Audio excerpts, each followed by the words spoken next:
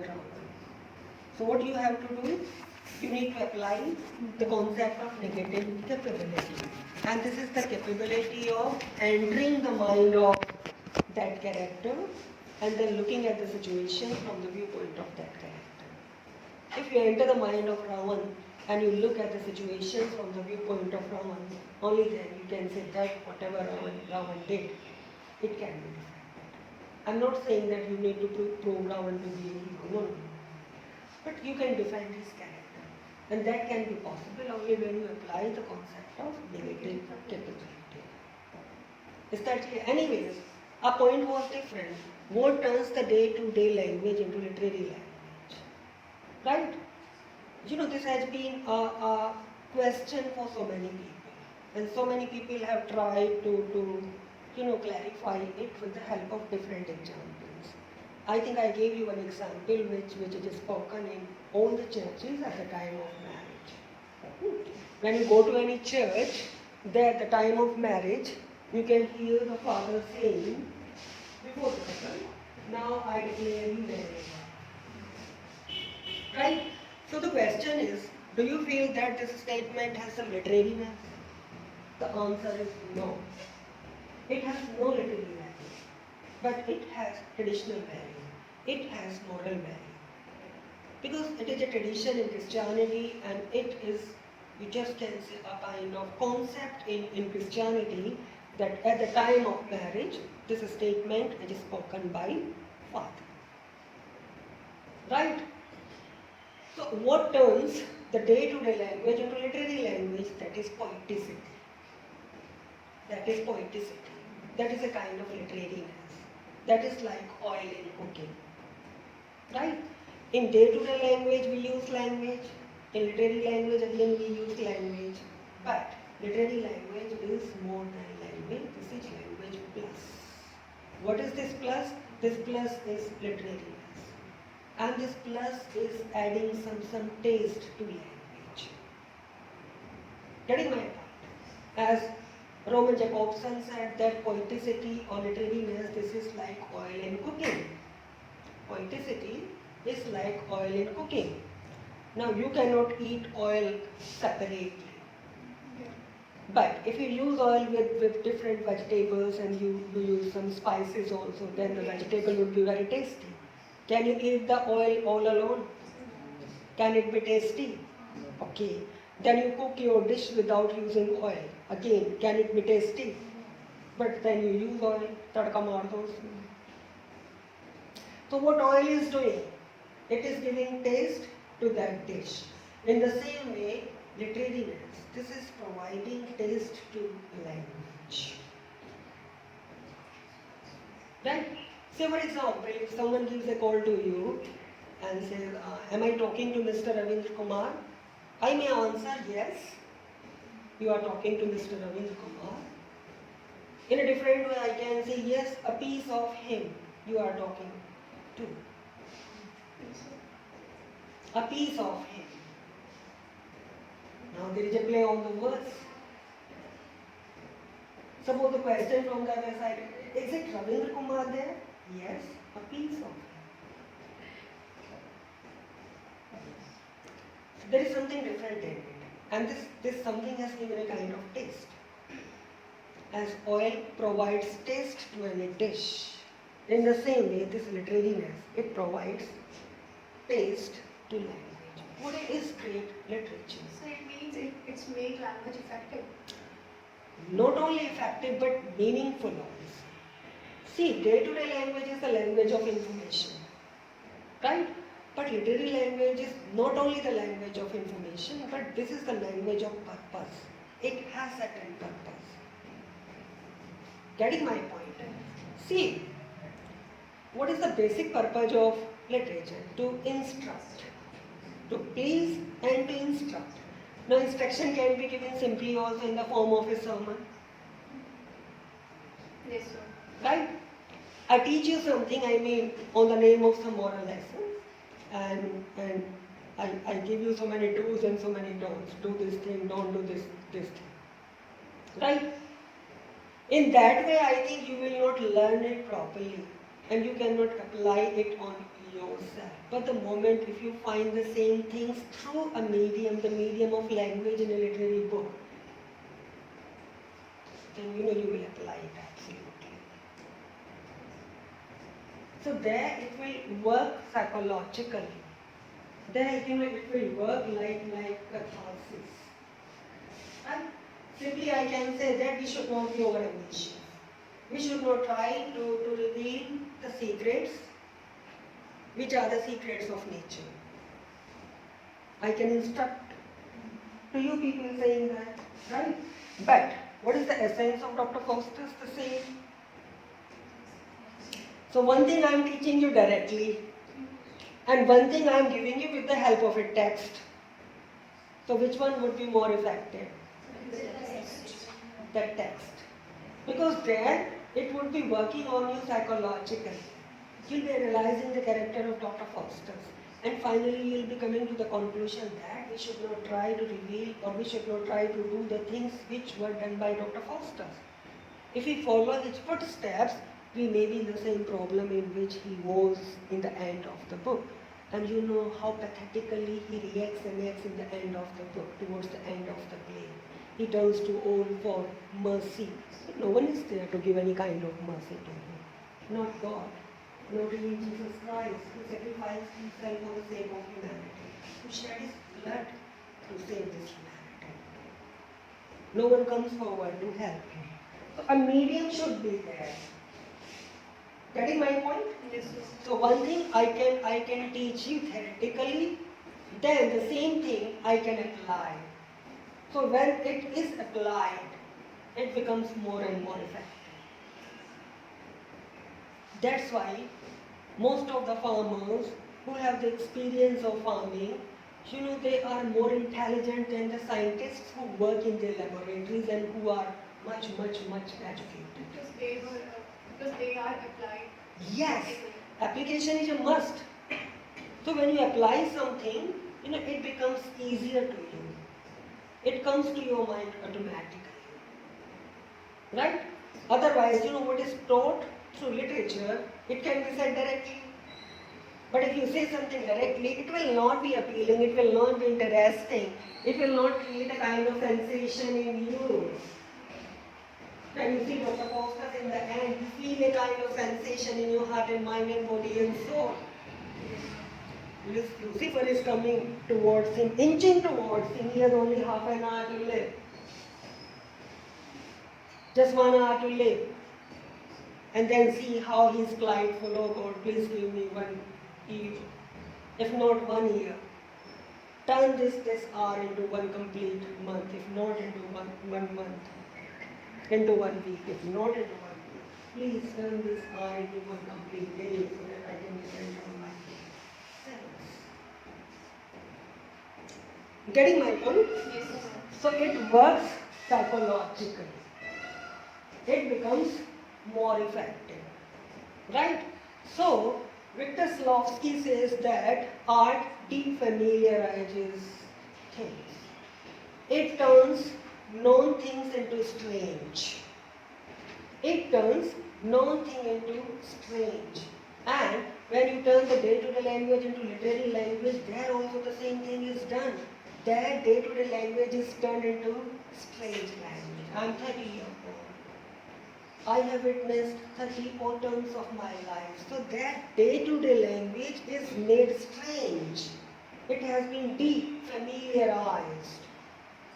Getting my point? Yes, So sir. art defamiliarizes, or art, makes known things strange. It turns known things into strange.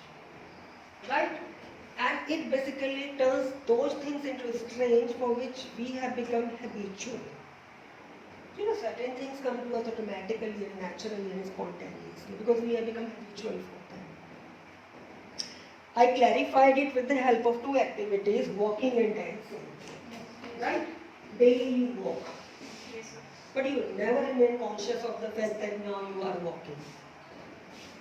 When you remain in the department, you keep walking from this room to that room, from that room to the toilet, maybe to the other room, to the room of the teacher. So when you remain busy in this process, do you feel that you remain familiar of the fact that now you are moving towards this room, you are walking? No, it comes to you automatically. Fine, suddenly you start dancing, then you become overconscious. You become conscious of your bodily movements, gestures on your face. You feel that your body movements and your gestures should not look vulgar to others. You try to remain disciplined. Getting my point? Yes, sir. Think for a minute you are all alone at your home and you start singing. Ah, you come into your own rhythm. You can be the best singer of the world. But now if I ask you to sing to you, can you achieve the same spontaneity and naturalness that you achieve when you are all alone?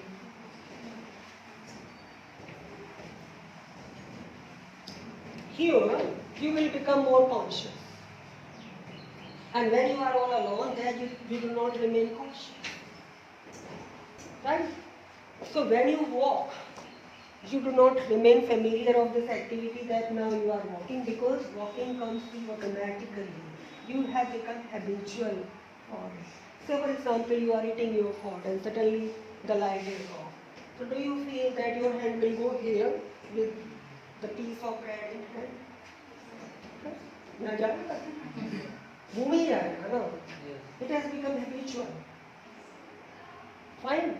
Now what is the difference between walking and dancing? See, dancing is also a walk, but this time it is felt. It is a new sensation. So poetic language, this gives a kind of new sensation. This is also language, but something new has been added in it. Some taste has been loaded on its edge, on its surface. Some flavor has been given to it.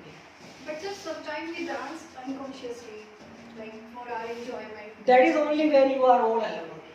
When you talk about literature, so you do not write for yourself only. You write for the people to read it. Yes. Getting my point? See, there is no clear-cut distinction between the day-to-day language and literary language. Just certain attempts have been done to clarify this distinction. What may be literary according to you may not be literary according to me. Again, they may be the difference of interpretation. Getting my point? So, walking and dancing, both are the activities, right? Dance is also a walk, but this time it is felt. It's a kind of new sensation, right? So, day-to-day language is only language. Poetic language is language plus. This plus is what? Literary language. This is poeticity. This is literature. When you use it, there is a new kind of sensation. And this is fact. There is a new kind of sensation, and this is basically fact. Right? So when you speak in day-to-day life, you are different. But when you speak in the classroom before your teacher, you become somehow different. When you recite a poem, you become somehow different. So art defamiliarizes those things. Art defamiliarizes things. It turns known things into strange. Understand? That is known as defamiliarization and ostracism. Clear? Now let us talk about new criticism.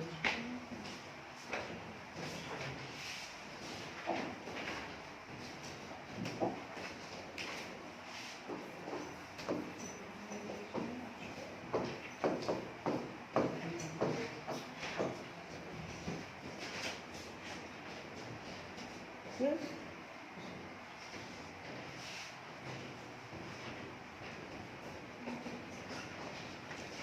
They both are almost similar. New criticism and the Russian school of formalism, they are, very, very similar.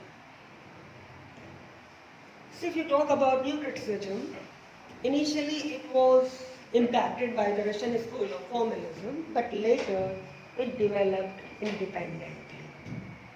it created its own identity. This school, it developed its own identity, its own originality. Right? Now in both the bodies, I mean, the Russian school of formalism and new criticism, in both the bodies, the text is evaluated on its own terms without establishing its relationship with some, externalities.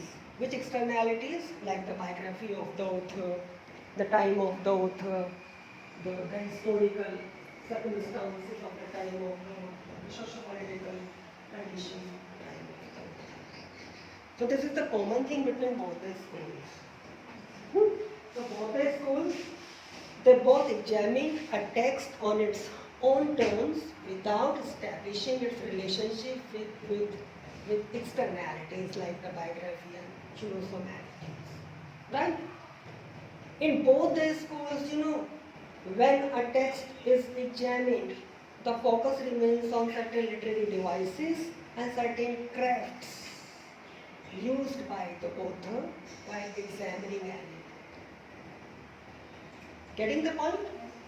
So, in both the schools, while analyzing any book or while examining any book, the focus, the central focus, it remains on certain literary devices and on the crafts used by the author. I have already told you that literature is purchased of certain linguistic features and some literary elements. Right? And these linguistic features and literary elements, they provide a kind of specificity to it. And the Russian school of formalism, it tries to isolate this specificity, and this specificity is known as literariness. So literariness is what? Some specificity. Something specific. Is that clear? Yes. So in both the bodies, the main focus remains on analyzing certain literary devices and certain crafts used by the author. Right? See, this new criticism, it emerged like a movement, and for your kind information, it was a major trend in English and American criticism during the 20th century. And I think from the 1920s to the 1960s, new criticism was a dominant force in England and America. Now, to some new critics, or to some critics, this term new criticism, it is a misnomer. I mean, this is wrong. Why? Because they feel that there is nothing new in it. It is simply a continuation of the traditions of the critics like I.A. Richards, William Emerson, Ezra Pound, and T.E. Hume. And it is a further extension of their seminal ideas. I repeat it, try to understand.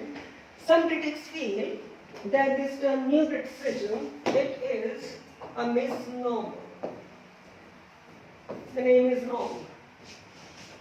Why? Because there is nothing new in it. In new criticism, there is nothing new in it.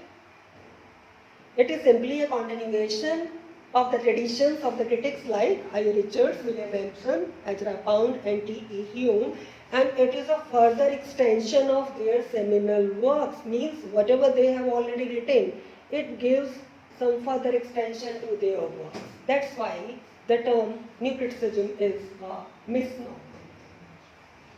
Right? You can also take it like an offshoot of a literary movement, practical criticism, which was pioneered by I.A. Richards. Where? At Cambridge University. Yes, sir. Yes, sir. Right? Yes, sir. So try to understand. The term new criticism, it may be a misnomer, because there is nothing new in it. It is simply a continuation of the traditions of I. Richards, William Emerson, Ezra Pound, and T.E. Hume, and a further extension of their seminal works. Means whatever they have already written, something more has been added. Right? You can also see it like an offshoot of a literary movement, practical criticism, which was pioneered by early Richards at Cambridge University. In France also, the similar movement started with a different name, and that was the explication of the text.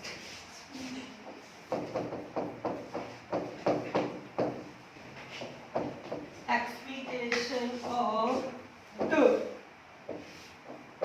the Texte.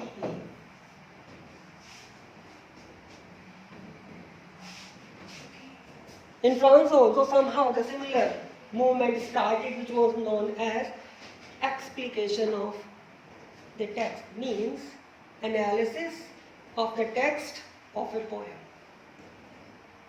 Analysis of the text of a poem.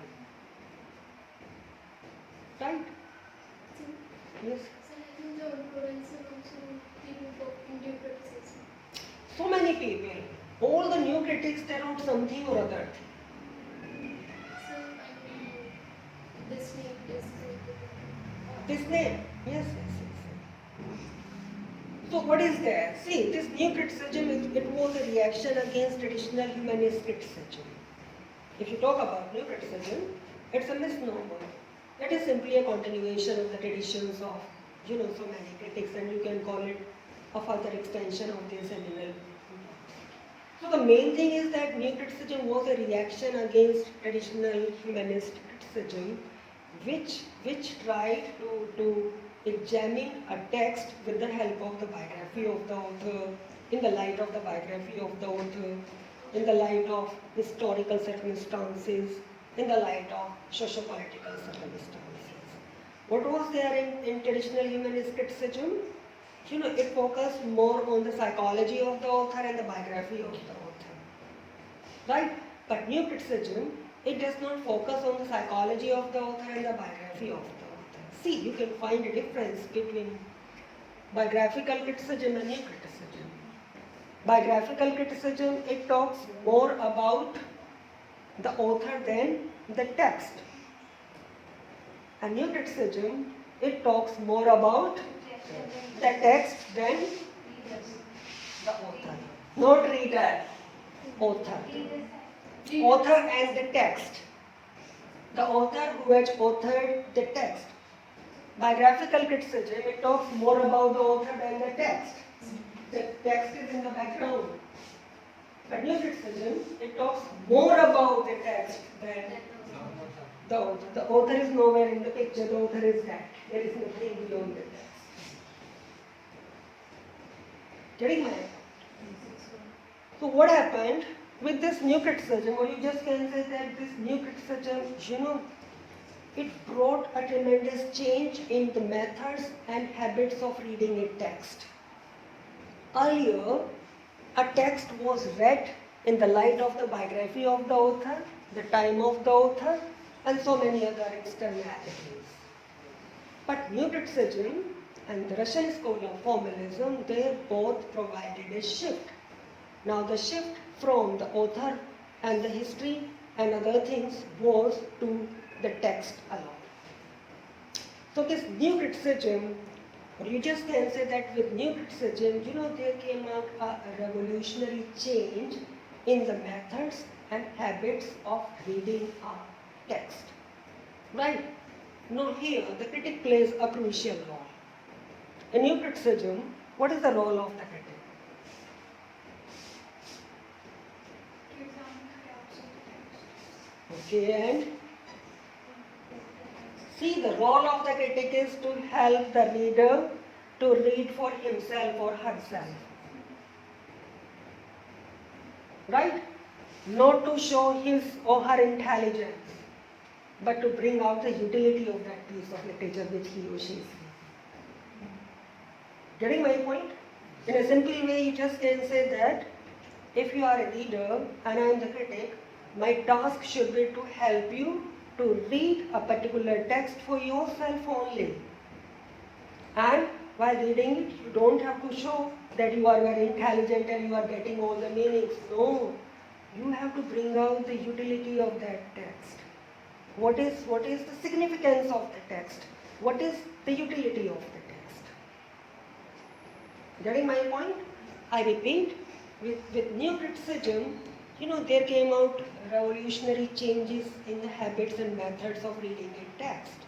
And herein, the critic played a crucial role. His role was to help the readers. What? I've just told you. His task was to help the readers to read for themselves and not to put their intelligence on display, rather to bring out the literary value of the text, the literary utility of the text. And how it was done? It was done with the help of close reading. Close reading.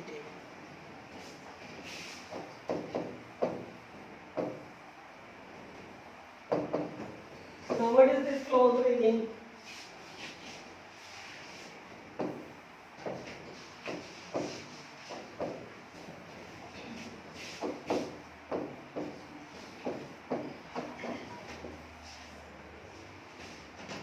This close reading is not reducing the distance between your eyes and the words on the page.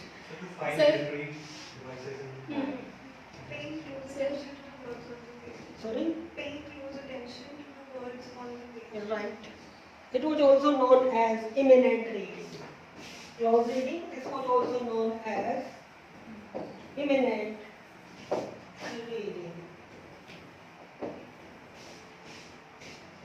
Strictly speaking, it was a strict verse on the page reading.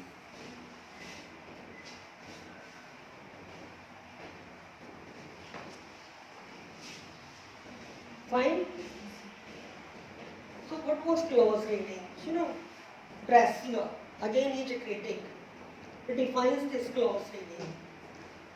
And he says that this close reading is a serious examination of the text in order to arrive at an interpretation or in order to arrive at a conclusion without establishing the relationship of the text with the external factors. This is the key point. Fine? And it will come recurrently. Getting my point? It is the essence of new criticism and the Russian school of formalism. What? You don't have to take the help of the biography of the author, the time of the author, the intention of the author. That's the intentional fallacy and pathetic fallacy. These are the two poles where or on which this Russian school of formalism stands. Fine. So Bressler says that this close reading is a kind of serious reading of a text in order to arrive at an interpretation or in order to arrive at a conclusion without establishing the relationship of the text with externalities. Getting my point? That is also known as imminent reading, and that is known as a strict words on the page reading. Now what is that? The thing that she has just said. The focus remains on some individual words, imagery, tone, plot, characters, and different devices. So in this case, someone also said that, I recall, author has died, now you are The same thing. The same thing. See, new criticism, the new critics. The first thing is that with the help of close reading, a reader has to arrive at a conclusion or at an interpretation without establishing the relationship of the text with externalities. Right? Close attention should be given to some particular words, imagery, tone, characters, plot, and some other literary devices with the help of which you can achieve the meaning. I told you in the very first lecture, the essence of formalism is that, in a literary work you can find different elements, and these different elements combining together, they provide a kind of organic unity to that work. I mean, each element plays a crucial role in completing the book or in giving meaning to that particular literary work. As I clarified with the help of, tragedy and tragic hero, there, hubris, anagnorisis, peripetia, catharsis, all these elements combining together, they provide a kind of organic unity to tragedy. So, the essence is that any work of art works like an organic unity. It has different elements, and each element contributes in giving meaning to that work. If you talk about the definition of a tragic hero, and if you miss the point of hubris, then the concept of tragic hero would be incomplete. You remove the word and the concept of anagnorisis from tragedy, it would be incomplete. Peripetia, it would be incomplete. So don't feel that only some elements play a role in giving meaning. All the elements play a role in giving meaning to that literary text. So every work of art is a kind of organic unity, which has certain linguistic elements and some literary features, different elements, and all these elements combining together give totality to that work of art. Is that clear? So, in new criticism, special attention is given to some particular words, imagery, tone, and so many things. And then the meaning, then the author, the reader, arrives at some particular conclusion or meaning. To simplify, you just can say that in new criticism, any work of art is autonomous, right? It is everything in itself. While reading a text, you have to focus on the text only. You don't have to look beyond the text. Feel for a minute or feel for the time being that the author is dead. This book is an independent body. It has no connection with its author. If there is any connection, forget it for the time being. When you are applying new criticism. A text or any literary work of art is autonomous. You don't have to look beyond the text because the author is dead. Whatever meaning you have to find out, that is possible only on the basis of the reading of the text, because the text has certain elements which give meaning to it. For a new critic, literature cannot be reduced to any ideology or history. Can you reduce literature to any ideology? Can you say this is leftist literature? People do so. Even we find this classification in our syllabus also. Yes. But that is wrong. Getting my point? With new criticism, you try to learn how to deconstruct, how to find out different meanings. You come out of the illusion that whatever you say is right. No.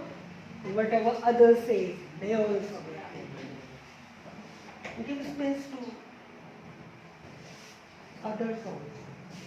Children, you are Khuda or you are supreme or whatever you say is right. Whatever others say is illogical. So you don't have to marginalize the statement of other or the idea of other. So simply speaking, to a new critic, literature or any text, it cannot be reduced to history. It cannot be reduced to some ideology. You cannot term any book that this is Marxist book. Though it is done. So to a new critic, literature cannot be reduced to history. It cannot be reduced to ideology. The text is an independent body. It does not remain dependent on others for its meaning. It in itself is meaningful. Right? Yes, sir. And what a new critic tries? A new critic tries to find out the meaning without relating the text to its author, the time of the author, the socio-political and economic conditions of the time of the author. Why? Because such information or such informations are irrelevant and they are absolutely unnecessary for the meaning of the text or for the value of the text. Moreover, such externalities, they basically distract a reader from finding out the real meaning of the text. Suppose I give you a text to read and I tell you that this is a romantic book. So while reading the book, you will remain under the perception that God has given us a book and it has romantic. I give you a book and tell you that it has some leftist ideology. So you will read the book following my statement. So my dear students, my intention, if you are innovative, my intention, you don't have to take into consideration while reading that book. The intention of the author becomes kept. At the same time, the book should not be judged on the basis of its emotional impact on the reader. Romeo and Juliet, you read it, you'll feel that this is a love story. And you give a particular definition of love.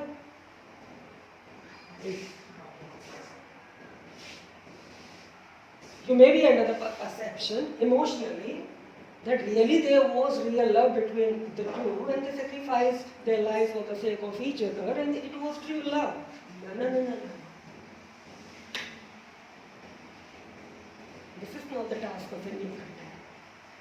As a new critic, you have to find out the moments where Romeo cheated Juliet, Juliet tried to cheat Romeo. Now, cheating does not mean cheating, having a knife and piercing in the back of Romeo and Romeo doing that. This is not cheating. It simply means, psychologically. If at any moment of time they became individualistic, self-opportunist. Psychology plays a great role in literature. Remember William Faulkner. In one of his books he said that women are never virgin and purity is a negative state. And that's contrary to nature. People review me. Though he was the winner of the Nobel Prize, and you know what he was. For 20 years, he was the sole force in American literature. Most of the directors of Bollywood, Hollywood, they used to stand on his doors waiting for him. So try to understand in what way he is saying. He is not putting a question mark on the virginity, on chastity of women. Whatever he is saying that is something psychological. Simply speaking, most of you go on fast. Is it? Yes, sir. I'm telling you that none of you can keep a real fast. Fast means fast in a real way. It's not possible. On the day when you are on your fast, do you feel that even for a moment, no idea of some eatable thing enters your mind? If it enters, then the fast is broken. Psychology. This is not possible. We are human beings made of flesh and blood. If you are made of flesh and blood, you are bound to commit mistakes. Because you are instinctual creatures. You are impulsive creatures. And it's not possible for you not to think about any table thing on the day when you are on fast. दूसरे दिन तुम नहीं सोचो अलग बात है. But when you are on fast, it's not possible. And if anyone who clarifies this test, who clears this test, or kind of information, at least according to me, is not a human being. Either is more than a human being or less than a human being. More than a human being is an angel, less than human being, I don't know what is creation. It's up to you to find out the answer. Getting my point? So, new criticism, it basically does not focus on externalities while reading a text, while evaluating a text. Why? Because these externalities, they create a kind of hindrance for the reader while finding out the real meaning of the text. So while reading a text, while judging a text, while analyzing a text, a reader should forget the intention of the author. Right? The emotional impact of the book in him, on her. The time of the author, the history of everything. So that is new criticism. More you can understand it with the help of a number of critics. Now, new critics are very, very crucial basically. And I begin with, T.E. Hume, then T.S. Eliot, then I.A. Richards. तीन चार पढ़ा हुआ बाकी तुम देख लीजिए Ransom है, Glenn Brooks है, William Emerson है. T.S. Eliot को तो पढ़ा ही नहीं गया ऐसे No, Eliot is very crucial. I'll focus. कई बार पढ़ चुकी लेकिन सबके ऊपर से जाता क्या सबके ऊपर? T.S. Eliot सर नहीं, what concept? सर जैसे उनकी वही ये पोएम्स पढ़े तो एक बार पढ़े तो कुछ और मीनिंग से दोबारा पढ़े तो See, try to understand. Though Eliot is, a bit difficult, and to understand T.S. Eliot, you need to refute the romantics basically. Okay, what he says is absolutely contrary to the romantics. You can call him an anti-romantic, and I'm saying so because he was a great disciple of T.E. Hume also. And for your kind information, T.E. Hume, he started a movement, you can call it anti-romantic movement. He was against the best of the romantics. And this word romanticism, it became a word of abuse for both, T.E. Hume and T.S. Eliot. Getting my point? So, let us begin with T.E. Hume, a major critic who impacted the course of new criticism. I'm teaching it because he impacted T.S. Eliot also, and T.S. Eliot is very crucial for most of you people, for all students of literature. Specifically, some of the concepts which he has given, like dissociation of sensibility, objective correlative. See, to cram the definition from the book is something very different. But, to get its real meaning and then to apply it on a text is a different matter. So let us focus on how to apply and how to simplify both the terms. Right?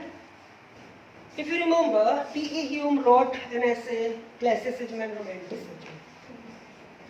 I think it was in 1930. Right? T.E. Hume was against Romanticism, and at one point of time he wrote that I object even to the best of romantics. And I do not believe in the fact, or I condemn the fact which says that there can be no poetry without emotions and feelings and sentiments. See, poetry is not something that is related only to feelings and sentiments and emotions. Poetry has a wider area. Poetry is cosmic. Right? It deals with the predicament of human life. So don't feel that poetry should be written on nature only, on the beauty of women, on the beauty of structure. Don't feel that poetry should be written on life only, on laughing faces. There must be poetry on that. There must be poetry on that. Right?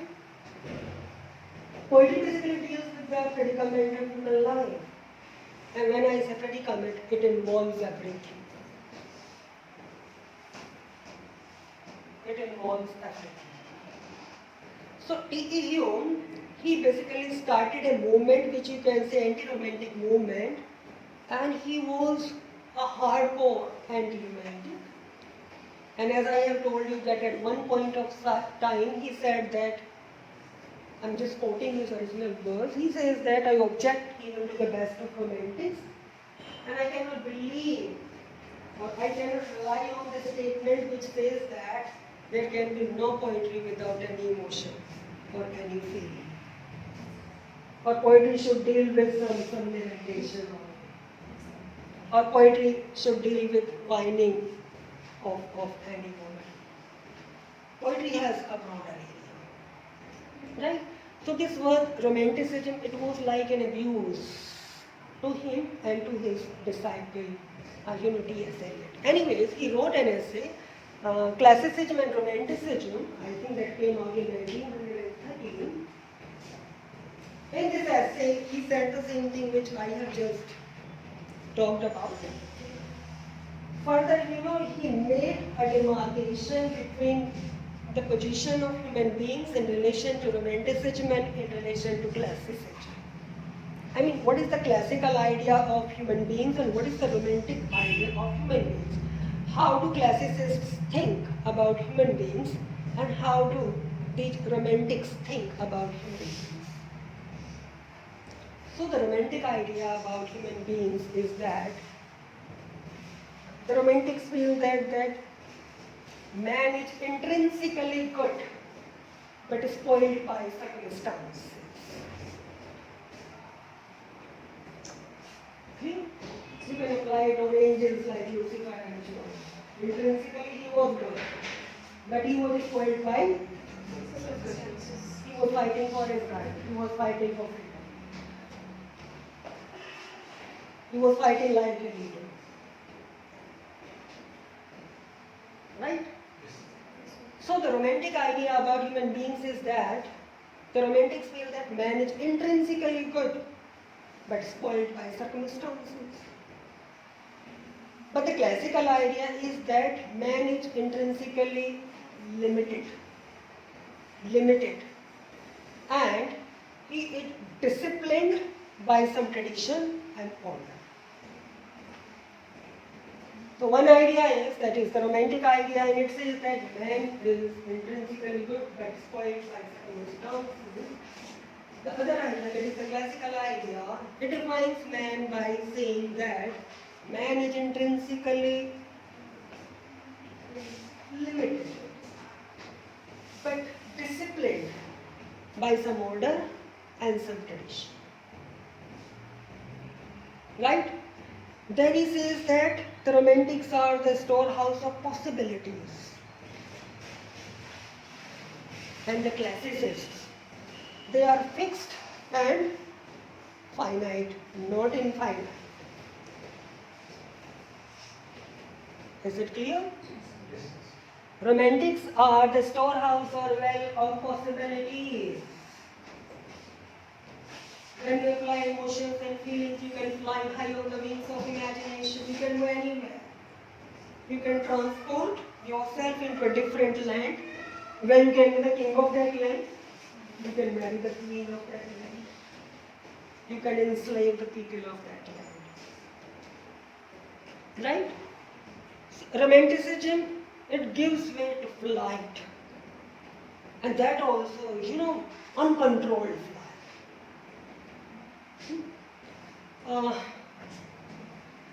In romantic sense, even infidelity is not a crime. Agreed? Yes. You all? Prove it within 5 or 6 lines. I am saying that in romantic sense, even infidelity is not a crime. Clarify with the help of only 5 sentences. In the case of John Donne, there was this one poem.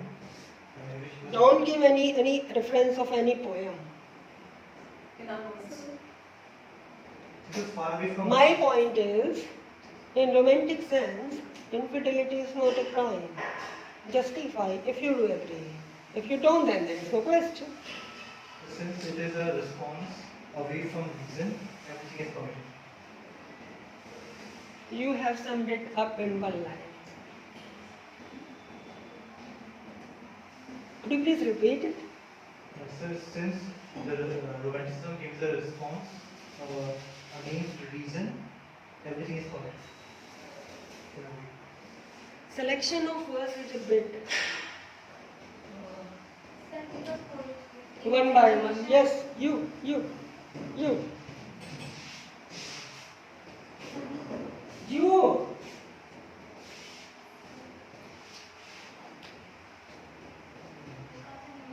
One by one. Let you tell me that.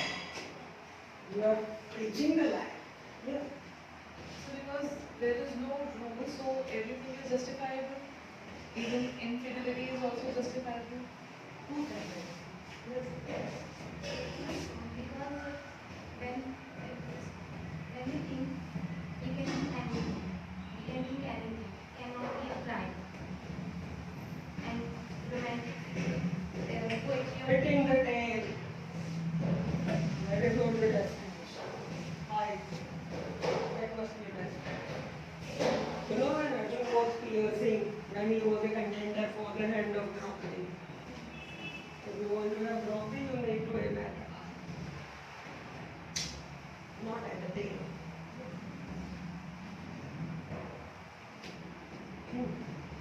What do you think? Infidelity, you can say unfaithfulness. Unfaithfulness is not a crime in romantic sense. Sir. Pagal. Hello?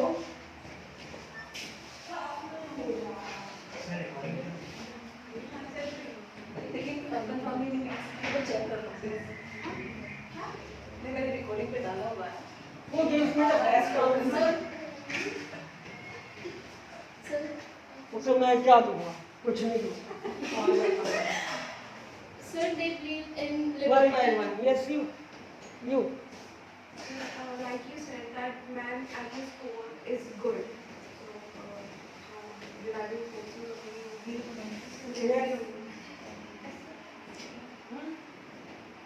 So it's all about feeling and celebrating beauty. So you can find the right feeling to everything and accurate. Sir, they believe in liberty, freedom, and they do not want to bound they do not want to live in any restrictions. And I think K.P. Shelley himself married 6 times. So I mean they do not believe. You are defending him or you are giving an answer? Sir, You are defending him or you are giving an answer to my give us question? an answer because P.P. Shelley himself did not like they did not believe in faithfulness, so that's why they. What the hell he was trying to search for? 6 women on the pages, a record, unrecorded document. Sir, but obviously, sir, they do Yes, not believe They in depend on the subjectivity and individuality in the romantics. They left their own way in subjectivity. So what is there like? I need and maybe not. Yes. So I think it's your imagination. So may I have What imagination you mean? What is there beyond imagination? What is beyond imagination? What is beyond the world? So thinking about what you want. We are talking about something that is metaphysical. Beyond imagination, beyond the world. What is there beyond imagination? Yes. Yes, you? Ah. Sir, because man is instinctively as romantic. See, some of you have given the answer, and if I combine those answers, she, he, little bit, and no, not she. 3 people. Combine. What is romanticism? The problem is that you try to be complicated. What you have to do, you need to remain on the basics. What is romanticism? Violation of rules and regulations. right? When you talk about husband and wife, fidelity is the number one. That is number one. No, a man needs to be faithful to the wife, and the wife needs to be faithful to the violation of law. Is it or not? Yes. So many things you can talk about. Flight of imagination, concept of beauty, these are subservient. The basic thing is romanticism. Again I am telling you, I keep repeating this thing in all the classes of this department after 2018.